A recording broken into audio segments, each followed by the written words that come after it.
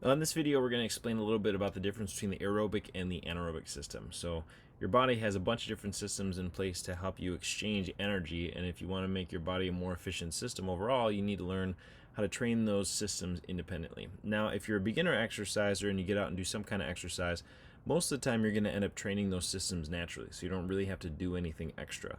But as you get farther into your exercise training career, especially as you go beyond a year worth of experience, training different systems becomes a lot more important if you actually want to make progress. So the shorter part of the story is that the aerobic training system, or the aerobic part of your metabolism, is a part that uses oxygen and fat to break down energy to make for your body to be able to continue moving. So as you're sitting here watching this video, you're using mostly your aerobic metabolism because you're not really doing super intense exercise. You're just sitting at a computer watching.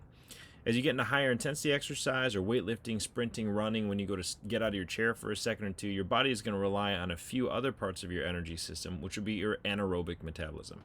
That's a part of your system that uses sugar mainly as a source of fuel, or things like ATP and creatine phosphate to give you the energy you need to be able to do the movements that you want to do. So this bottom chart is just kind of showing you over time, as you start exercising. Let's say that you start lifting weights, right? So you're starting to do squats. Right at the bottom, you're going to be using mostly your ATP system over the course of the first 1 to 4 seconds of movement. So that's just straight ATP, adenosine triphosphate.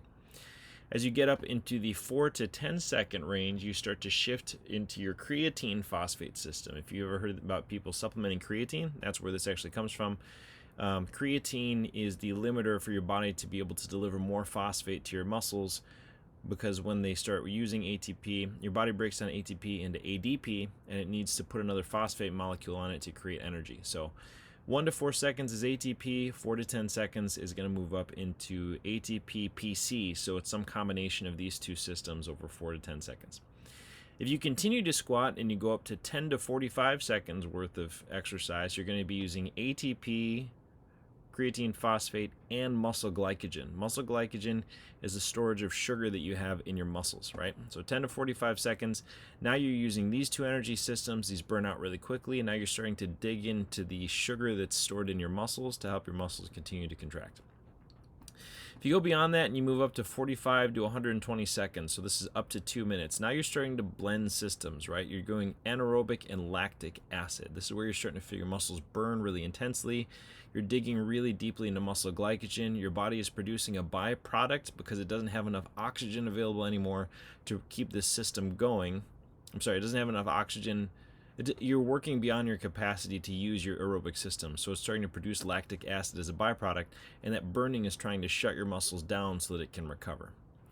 Once you get beyond 120 seconds, so you're beyond 2 minutes of continuous exercise, you get into a combination again of aerobic and anaerobic. So now you're starting to use muscle glycogen and also lactic acid as a source of energy to be able to get you pushing through. So if you think 2 to 4 minutes of exercise, say you've ever done a spin class, your legs are burning like crazy.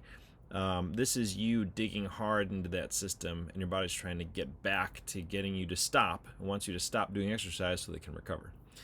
Anywhere beyond 4 minutes is going to be pure aerobic. So it's impossible for you to continue producing anaerobic energy, pure anaerobic energy, beyond 4 minutes, theoretically. So the reason that this is important is that we need to understand that if you're someone who's always exercising at an intensity where, let's say you're always going on those open mouth breathing runs, so you're always thinking, okay, I'm going to do high intensity interval training all the time. You're perpetually working on this muscle glycogen lactic acid range all the time. And over time, you start to become less efficient. Once you get beyond the initial training phase, you start to become less efficient at using this aerobic metabolism side of your system. So you're always kind of stuck right in here. You wonder why you're not getting any better. It's because you aren't working hard enough to develop. So you're working too hard to develop your aerobic system, and you're not working hard enough to develop this ATP-CP system, so you only work this middle range of your system all the time. Which again, over the first year of training is fine, but as you get better, you need to start changing the way that you exercise. Now, how do we do this? If you want to work your aerobic metabolism, this is the area where I am a huge fan of doing closed mouth breathing and closed mouth runs. So your mouth opening is a sign that you are working too hard to use aerobic metabolism, and now it's trying to get enough oxygen back into you so that you can actually use your aerobic metabolism.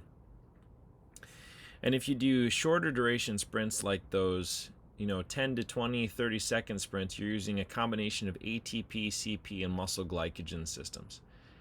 So I've found that if you're using mainly your open mouth breathing, you're doing some weightlifting, and then you do a little bit of those 10 to 45-second interval trainings, you tend to hit all of your systems.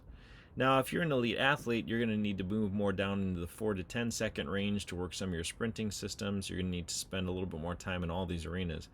But for the general person, if you think, I'm going to spend some days doing these long, slow, moderate intensity runs with my mouth closed, I'm going to spend some time doing weightlifting, which if you do tempos, you're in here. And I'm going to spend some time doing explosive movement, or those 20 to 30-second sprints. You will have your entire system covered and be really strong.